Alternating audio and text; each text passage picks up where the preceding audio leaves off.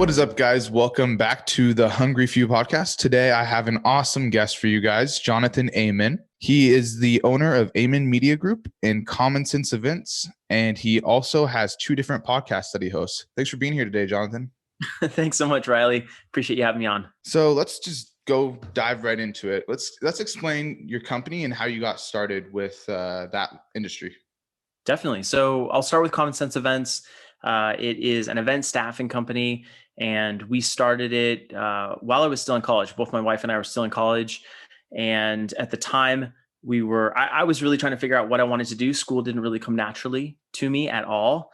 And so after I worked a bunch of different jobs, at any point I had like 3 to 5 different jobs. I was figuring, after I graduate, I need to figure out something to do, either get a job or make a job. And I was picking up shifts at that time with a catering company and, just picking up random odd job shifts. And I noticed that every single time the catering company would hire a staffing company, the owners would complain. The staff cost a premium, the service was at an all-time low, and the folks who showed up just weren't excited to be there. They just didn't care. They were just always looking at their watch, wondering, when do I get to leave? So I saw that and I thought maybe this is an opportunity, started bringing some friends in, and before you knew it, started running their whole staffing department, and then asked them, hey, I think I'd like to do this. Like, can I just handle all the staffing for you? Would you refer me out to other companies that you know of? And that's really where the staffing side of the wedding and event business we have started. That's awesome. So you saw an opportunity within that market and just jumped in the water and went for it. Yeah, absolutely. And it was a little bit, I don't want to say accidental, but I didn't start it with the intention of growing this big, company or even having a small company. I just started because I needed extra money. And then I followed this breadcrumb of needs that I felt like I saw. And as that happened, I steadily became more and more passionate about service and about customer service, but then also about entrepreneurship. And that's what led me to eventually start Aymin Media Group, which is a little media company, and both podcasts, just because that's, again, something I'm super, super passionate about. Love that. So explain more about how you transitioned from that company more into the media side of things. Crazy story, actually. We, at the time, so I was working a bunch. I was actually running 2 different jobs, and we had the staffing company. And so I was working just a crazy amount. And at the time, I actually made some poor decisions, and I ended up with a DUI. And I had a couple of options. I could either do, when I took the breathalyzer test, right, my blood alcohol content was super, super high. And so as a part of that, they said that you could do some jail time or you could go on house arrest. And for me, this was super devastating. I had my first son was already born. My second son had just been born. And because it happened in San Diego, where I was driving from work, because it happened in San Diego, I had to be on house arrest in San Diego, but my wife and where our family lived was in Temecula in Riverside County. Yeah. So I had to go be on house arrest in a different county. And during that time period, I basically quit all my other jobs and I just really focused on the business. And so while on house arrest, we actually were able to scale the company from doing maybe $10,000 a year in net revenue to, in that 3-month period when I was on house arrest, we did around $120,000 of sales. So we broke the 6-figure mark. We just really crushed it. At that point, the fire, like the passion for entrepreneurship, had really been lit inside me. And I started making these videos called rooftop rants on the roof of the house that I was living in. That's awesome. And I put them on YouTube, and the media thing kind of started there for me. And so I actually just got a Best Buy credit card, and I didn't really have that much money, but I bought a drone and I started flying the drone around and, doing these videos and putting them on YouTube. And I saw that people wanted to watch videos like this. I felt like I had a story to tell. And so that really was kind of the first seeds of where Aymin Media Group came from. And as I started running and maturing in the other businesses that we had, I just realized that being able to share your story as a business is exceptionally important. And so many people, I think, especially in the wedding and events industry, they do such a great job at practicing their craft, whether that's floral design or owning a venue or whatever. But a lot of times people struggle with the media execution of it and really showing what they want to show online. And so that's what we're passionate about at Aymin Media Group, being a team of videographers, photographers who help do that. But then also now we've added live streaming, of course, with everything that's happened with the pandemic. So Yeah. that's for us been kind of the driving factor, and a long story to how we started Aymin Media Group. I want to get back into that too, and how Corona actually affected you and the shift that you had to make. But going back into the whole DUI story, one of the questions that I love to ask people when I'm interviewing them is, how has one failure within your life or within your business really affected your path to business, and how has it turned into a success? How has it helped you develop to the person you are? And I think the DUI story, and really going over there is probably one of them. I mean, being in that house, and it probably was a blessing in disguise, and it eliminated the distractions that might have been holding you back from getting to that next level and exploring media, what's really got you to where you are today. Are there any other examples you can give of a failure that really turned into a success or that helped you along your path? Yeah, that's a great question and a really good insight. I think a lot of people underestimate the power of having discipline and really cutting out all distractions out of your life. It's very hard. It's very inconvenient. And I know certainly if it wasn't done for me, I don't know if I would have gone that route. But, I kind of was forced into it, and then I did take the ball and run with it. So that's a really interesting. I kind of didn't think about it exactly that way, and that's a great question. But Riley, to kind of answer your exact question, for me, I've learned a lot in working with people. And I've made a lot of hiring mistakes that I think have really made me a lot more effective as a business leader, and have certainly helped me to have a lot of humility. And, Gary Vee says, hire fast, fire fast. Yeah. And I like that. I think I tend to hire a little bit slower. I like to get a good idea of a relationship with someone. I think especially being here in California, it's important to be careful as an employer, but then also from a empathetic standpoint, you don't want to string people along. You as an employer, you do really want to treat people correctly. And so for us, starting out with a staffing company, we had so many employees, we had so many 1099 folks. I mean, at one point we almost had 1,000 people who we were working with. And, we did Comic-Con and Stagecoach and all these other big events, and being in those interviews and curating a team of people that really were passionate about customer service taught me so much about not assuming things about people. And so I think those failures that didn't come by accident, those came because I would mess up several times. I would make assumptions about folks that they'd be a perfect fit, and then they weren't. And that came around to kind of, bite me in the butt. So that, I think, would be a wonderful example. But I got to tell you, my life is full of these failures. But fortunately, I think that I'm failing forward. I'd like to imagine that, at least. And those, I think, are an integral part of growing as a person. And so, I mean, it's hard to even say just one. There's been plenty of them. 100%. And I feel like that's a similar theme along pretty much every entrepreneur's. Failure is really, it's going to come with success. And when you understand that, then you're not stuck in indecision. When you have the fear of failure, then you're going to be stuck in indecision. You're not going to go anywhere. And so when you fail fast, fail forward, as you said, you're going to actually get to the next point of success that you're looking to get to.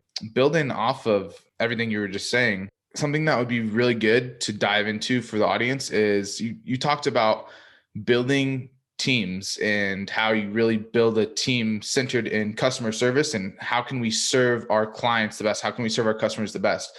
I think Chick-fil-A is a phenomenal example of just customer service. They're well known for how awesome at customer service they are. And I feel like you have taken on a role kind of similar to Chick-fil-A, where you want to make sure that the customer comes first. How do we make sure we're above and beyond when we're taking care of the customer? I think it would be interesting to kind of dive in deeper to, how do you really install that into people, and how do you motivate them and get them behind your vision and your mission so they can carry that along? A lot of times CEOs, entrepreneurs, they'll struggle with outsourcing certain things or delegating certain tasks because their belief is my employees can't do it as well as I can. And so they have that fear of doing it. How do you really build up those teams and have the confidence that you did, that they're going to carry along all of that after you train them? So I think there's a couple things there, right? There's finding the people and kind of instilling some of that passion in them, but then there's also kind of, where does that confidence come from?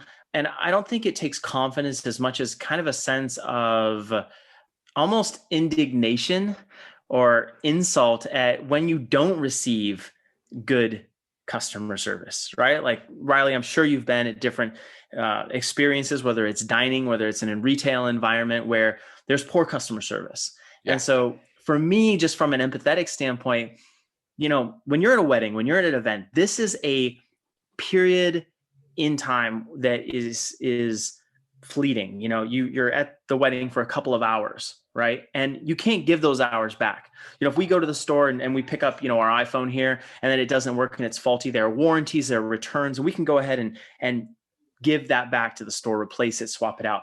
At a wedding or event, you can't give someone another experience. You can't say, oh my gosh, I'm so sorry about that. Can we do that again for you? So for me, that was a big driving factor. And really the confidence wasn't even a thought. It was more that we just have to do this.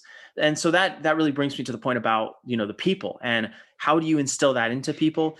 I think entrepreneurs, CEOs, different people definitely do struggle with that, but I think it's because of a misconception that they need to do everything. And I think that there are stages in the business where maybe an entrepreneur does need to do a few things, but as entrepreneurs, as business leaders, as leaders in general, even in organizations, you have to work with what you have. And sometimes you don't have any people. Sometimes you don't have any money. Sometimes you have a lot of people, but no money. Sometimes you have a lot of money, but no people, right? There are all sorts of different things. So just understanding what you have, working with what you have, and leveraging that to kind of the next place is, in my opinion, the best thing a leader can do. And really, you need to understand yourself as a person. I can't talk enough about self-awareness. I can't talk enough about empathy, because when you allow those two things to drive you, you realize where you fit as the entrepreneur, right? Yeah. Or as the technician or the person in the business. You realize your place and you realize how you can best leverage your skills, your abilities, the gifts you've been given to actually improve the guest experience, the client experience, customer experience, whatever it is, right? That for me is a big thing. As far as how we actually found people who would do that and would support that, it's all about, it started for me telling them to be selfish, which I know maybe sounds a little weird. Interesting. Yeah. But, if we think selfishly, we're thinking about ourselves, right? And we're thinking about the type of experience we want to have. And we're thinking about, in a job, you're thinking how much money you're making, your employees, your fellow coworkers. And so I was just saying, if you're here, if you're going to be working, think selfishly. You want to have a good time, right? You want to make a lot of money. You want to work with people that you like. And so to do that, you need to be having a good time. You need to be the type of person that other people want to work with. And if you are that person, everyone else around you will realize it, and they'll realize, wow, we can really get behind this person. We can work with this person. We can have a great time. And then that will bring in the jobs. That product of people having fun, people looking to serve other people, and people enjoying working together will actually bring the money. It'll attract the money to us. And so, it started there. And that's kind of an interesting thing. I think the people in the room when we were doing our orientations were a little thrown off. Like, this guy didn't just preach for 30 minutes to us about good customer service and, we don't tolerate bad customer service around here. No, we really got into it. We dug in deep. And that, I think, was a starting point. We started there, and then we talked about empathy. Then we talked about some of these other things that really created a lot of buy-in from folks who maybe hadn't thought about customer service in that depth before. That would definitely be, I think that definitely was a competitive advantage for us as we entered this market. There was a pretty competitive market. Yeah. And I mean, you have to stand out in some way. And it sounds like you've done that by really building that excellent customer service and building the culture within your company of, hey, we're a team and we have this one goal that we're all going towards together. It's not I'm your boss and you're my employees relationship. It's we're a team and we're going to do this together. And I feel like that whole culture that you've built really will keep everybody motivated because they know why they're there. They're not just there to get a paycheck. They're there to help the company and they're loving what they're doing. Yeah. And the paycheck is really important. Don't get me wrong. Yeah. But I never have gotten paid enough for what I do. I still don't get paid enough. You probably don't get paid enough for what you do. The real value isn't there, and the real value won't be there until a little bit later down the road when we've put in the work and when we've made the correct decisions for how we work in a job. Right. But most of the time, life is a journey and we want to enjoy that journey. And part of that journey is work. And that's part of what we were cut out to do. And so I think that there's nothing better than working in something that you're truly passionate about, something that you love doing.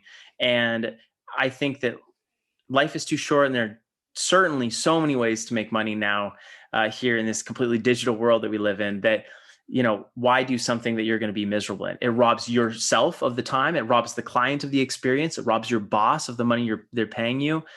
So yeah, I am, as you can tell, I'm super passionate about customer service, the customer experience, and just our team, like working with a team. Yeah, that's awesome. So going back over to Corona, the elephant in the world. Oh yeah, absolutely. How has that really affected your business? Is the media side, has that taken off a little bit more? Has the actual wedding planning declined a little bit? Let's dive into that a little bit. In March, we were really geared up to completely kill it this year. This was going to be a record-breaking year for us. We were basically doubling every single year. Mm-hmm. We had added on employees. We had taken on larger office space. We had done all this different stuff. And when COVID came, in a matter of 6 weeks, we lost almost $600,000 of revenue. Wow. So just gutted. I mean, we were doing Comic-Con and Stagecoach and like all these huge events that were coming up. The Farmers Insurance Open, which is actually going on right now. And it's one of the first in the last couple of years that we haven't been involved in because they're going fanless this year. But, when that happened, it definitely took about a month or two of just calibrating and figuring out what are we doing. And I have to say that I definitely at times felt super anxious and wondering, like, were we going to be able to withstand this? Is our industry completely changing? Should we just jump ship and get out? I entertained the idea of starting a PPE company and, even, sold some masks on the side randomly to kind of see if that's something that I wanted to do. But one of the fun things about being an entrepreneur is you can really pivot very quickly.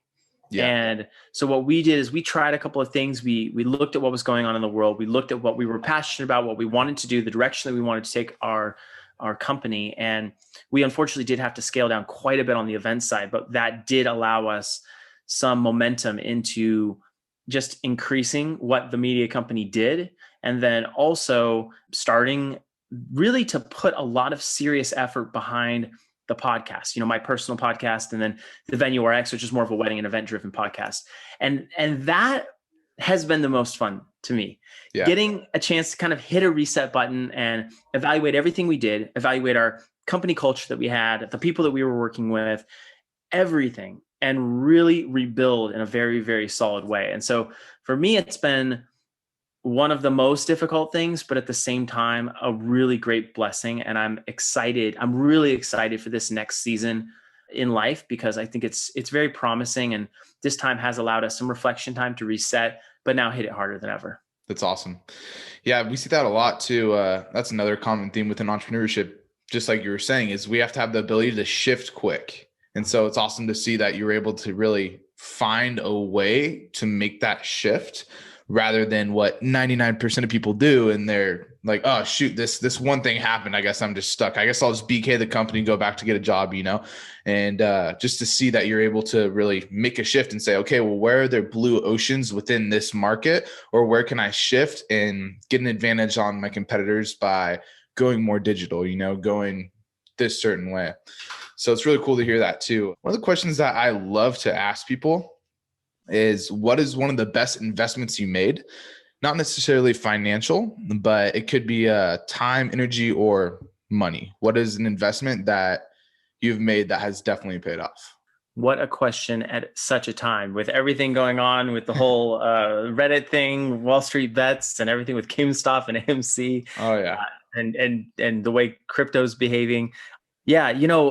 I think investing into my team and investing into myself, I think it's always investing into people. And I think that many business leaders could feel very discouraged when they're dealing with people. I talk to folks all the time who complain about, there's no good employees out there. And there's not, the quality of folks out there in the marketplace and the job market is so low. And, there are those complaints. And that's certainly true some of the time, but I think that you can never go wrong investing into yourself and investing into your people, because even if things don't work out, even if you end up not being able to work with someone for whatever reason, you still have spent that time understanding more of who you're looking for, crystallizing that vision of the type of person that you want to work with, whether it's an employee, whether it's a business partner, whether it's an affiliate, whoever it is, right? Yeah. Really understanding and crystallizing who that person is and how you would talk to the next person, how you would work with them, how you can be more effective as a leader. And then certainly for yourself, investing that time into yourself, reading books, listening to books on podcasts, understanding yourself, understanding what triggers you, where you're most productive. That definitely for me has, reaped, I feel like I've reaped so many benefits from taking the time to just kind of look inward and evaluate, like, am I doing the right thing by my company, by my family, by our clients? And so, yeah, definitely investing into yourself and investing into your team. Yeah, I love that. So essentially you're saying surround yourself with people, invest in yourself through books, through podcasts, through whatever outlet it is of learning. Going along the line with that, what is one of the top 3 books that you've read that you've been able to apply that you've seen a significant ROI? Man, top 3 books. I'm literally looking over here. There's so many. I'm actually in the process on my YouTube channel of reading a book every single week and then reviewing it. Ooh. Man, there's been so many. Okay, so one that I absolutely love is called Gap Selling by Keenan. So that one for me, I really hope to have that guy on my podcast. I love the idea of problem-based selling and really understanding the gap between the current state of where employees are and the future, or employees, clients, and then their optimum future state. Love gap selling. Man, there's a book called Fastlane Millionaire, or Millionaire Fastlane, by MJ DeMarco. That I loved. And that was kind of one of the first books that I really read about entrepreneurship that changed my mindset a little bit about entrepreneurship and my thinking about money. That one definitely has been influential. You wanted 3, man, there's 80-20 selling by 80-20 sales and marketing by Perry Marshall. There's Never Split the Difference. I mean, it's really hard. It's really hard to find an exact point. I love those books also that are, just impossible. I love those books also that are stories about real things that happen with companies. There's the story, there's a book about Jeff Bezos and how he built Amazon. I'm forgetting the one. There's 2 that are really good about Netflix. One is actually written by Reed Hastings, but the other one is written by their first CEO. The name's escaping right now. It's a red book. It'll come to me. But yeah, really, really good. But I love those stories and kind of reflections of founders as they went through something that's super incredible. And then they go back and write on it and they kind of take character lessons from that. That for me is really impactful because it's not just a business consultant or a coach or someone like that writing a book for a skill set, but it's their reflection on what really helped them to succeed, where they could have done different. Kind of some of those reflections I think are invaluable. 100%. Yeah. Something that I actually try to do is I try to read one biography or autobiography, one mindset book, and one skill set, more tactical book at a time. Totally. I jump all over the place, with ADD, but I try to read, if I'm reading 3 different books at a time, I'll try to read one of each. And the reason for the actual autobiography is really because it's in line with environmental exposure. And if like you have a mentor or a coach, you're learning directly from them. But if you have a book of Steve Jobs that he wrote, or of Warren Buffett, of any of these guys that have had ridiculous success, then I am learning directly really from them. It's like almost hiring them as a coach or a mentor, and learning what were they thinking about? What is their mindset? What decisions did they make when they had these tough decisions, and really reading those, I've learned more than probably any other book that I've read. Yeah. Yep, especially about mindset, decision-making, stuff like that. And yeah, I know you mentioned some of the books. You mentioned Never Split a Difference. That's definitely in my top. I love that book. Blue Ocean Strategy is a good one. I know you mentioned Blue Ocean. Yeah, Blue Ocean Strategy. I got turned on to that one by Patrick David. His book's actually really good as well. The one that he came out with earlier this year. And again, or earlier last year. Sometimes the names of the books escape me, but yeah. When you're reading a book a week, I don't blame you. Yeah, I actually used to read more. I read about 120 books last year. Wow. I did have more time on my hands, but I found that I read very fast and my comprehension's decent, but I really wanted to pick apart some of the things that were in the books. And I didn't just want to blast through it and kind of just read it. I really wanted to like digest it, kind of like a course in school, Yeah. you know? So That's funny that you say that, because I've done the same exact thing. I think I've read 73 books at this point since wow. I graduated college. And I was looking through the list of, okay, well, I've read this one, and trying to remember, like, what did I actually learn from this book? It's like, okay, I remember there are a lot of key concepts in here, but I didn't apply anything. I read through it. I forgot pretty much all of it. I didn't apply any of it. Okay, then what's the point of actually reading this book? Just to put a check mark by it? Doesn't make any sense. And so what I started to do is taking my time reading through, I would highlight it. And then at the end of the book, I would go through and I would make note cards. And I have a stack of note cards, probably about that big, couple inches right by my bed. And every morning, part of my morning ritual, 5 to 10 minutes, I'll just flip through it. And so that way I'm instilling those powerful gold nuggets into my mind every single morning. So I'm actually remembering it, or I'm actually taking action on the thing that I learned. So I'm not just reading it and it's like, cool, well, it's up here now, but what is the point of reading it if I'm not going to apply it to my life to make my life better? Amen. Absolutely. I love that. Something that's definitely helped me as far as reading comprehension. But where can the audience find more of you if they want to get to know you better? There's a couple different places, and actually I do have a question for you, but I'll come back around to that in just a second. A couple different places. If you're interested in kind of the wedding and event and staffing side of things, you can find out more information about that on thevenuerx.com. We have links for our podcast there. We're also the Venue RX on both Instagram and YouTube. And then Aymin Media Group is just Aymin Media Group on Instagram. We also have a website for that.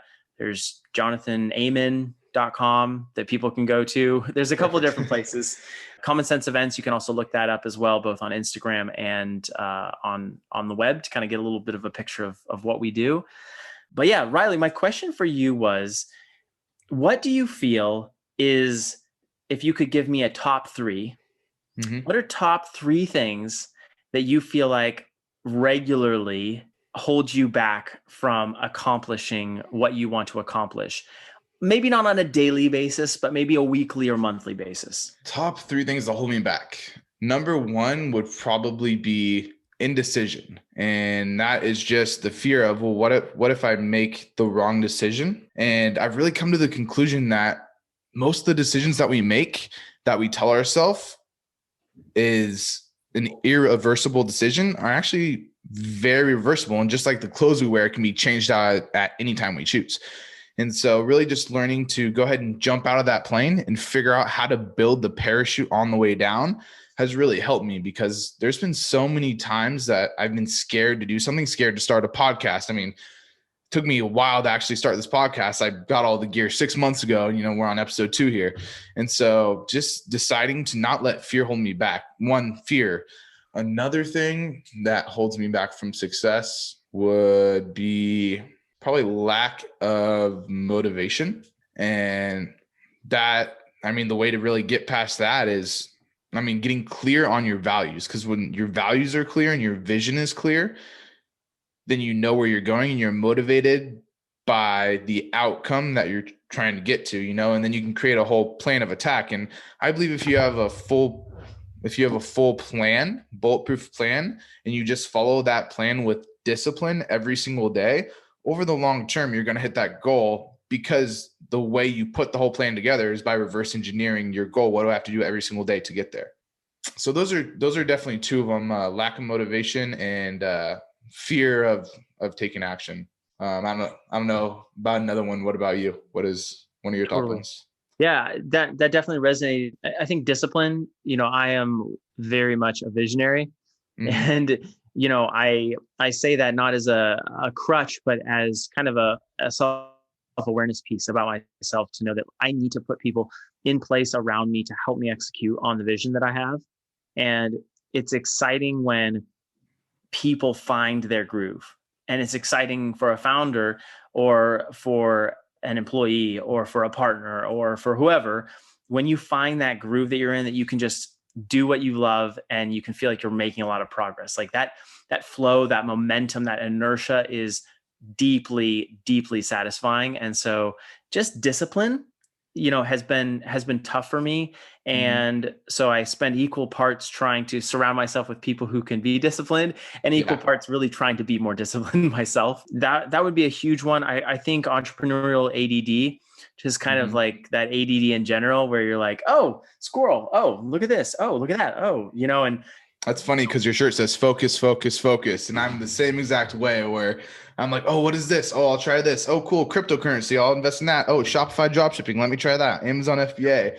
And just really getting off track of where your vision is. But yep.